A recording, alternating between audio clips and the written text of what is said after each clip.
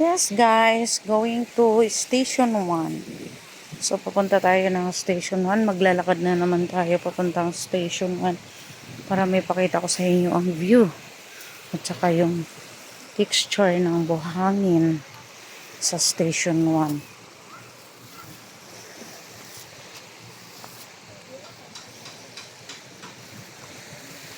Yan.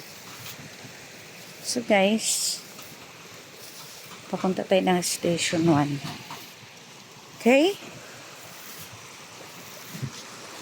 Malapit na tayo kasi malapit-lapit na tayo sa puting buhangin at saka pinong buhangin. Malapit na tayo sa mga pinong buhangin. Dito tayo daan sa dagat kasi lumulubog ako sa sobra kong biga. Lumulubog ang lola nyo. Talagang pag naglalakad kayo dito, magpaa kayo. Like ganyan Kasi lumulubog to. Hirap anuhin yung tsinelas. Kaya ako nagpapaa tapos hindi ako pero kahit nagpapaa ako guys, lumulubog pa rin. Ang bigat ko. Ba yan? So super aga-aga pa ngayon for today's video. Ito yung time na maglilinis pa lang yung mga naglilinis na sila at madaling araw, madilim pa lang, nagwawalis na sila, nagkakaras na sila ng mga dumi-dumi dyan sa para pag yung ibang guest pag gising nila wala na silang makikitang basura, ganun yung mga dala ng alon nung gabi. Hanggang ngayon mga ganitong oras makikita mo pa rin yung mga nagwawalis dyan sa gilid, like din yung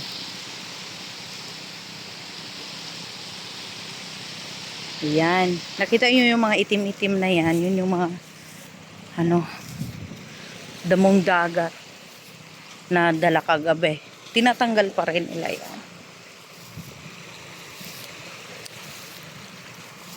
Yung iba naman bagong gising lang, punta dito madaling araw kung anong nakikita na may nakita lang na plastic or video agad sabihin ang dami-dami na ng Boracay, ganun. Huwag naman ganun. My God. Parang binabad trip nyo lang yung sarili nyo. Bisa magbakasyon kayo, dapat enjoy lang. Enjoy nyo lang. Di yung pupunta kayo dito, mga husga kayo. May nakita ka lang na lumutang na di ba pwedeng? Dagat lang din naman yan. May dala din yung mga basura. Di perfect. Gusto niya kahit nga yung mga itim-itim na dahon-dahon, tinatanggal nga yan nila. Kataon lang talaga na gumising ka ng napakaaga tapos mang aga-aga mong mabwisit. Vlogger na yun, grabe. Tigil ang bunganga. Ayan sila kuya So malapit na tayo sa puting buhangin guys. Dito kasi sa Station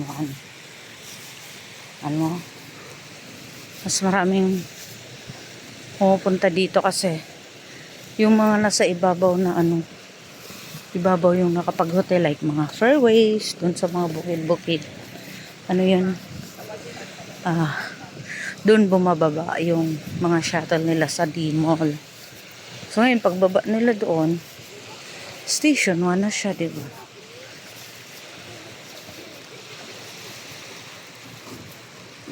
Tapos mag-i-enjoy kayo dito talaga. Ganito kalawak yung shore ng Station 1. Yung beach. Yan Yan. Yeah. Malapit na tayo sa puting buhangin. So, para di naman kayo mag-boring. Tingnan nyo na lang yung view ng Boracay. Oh.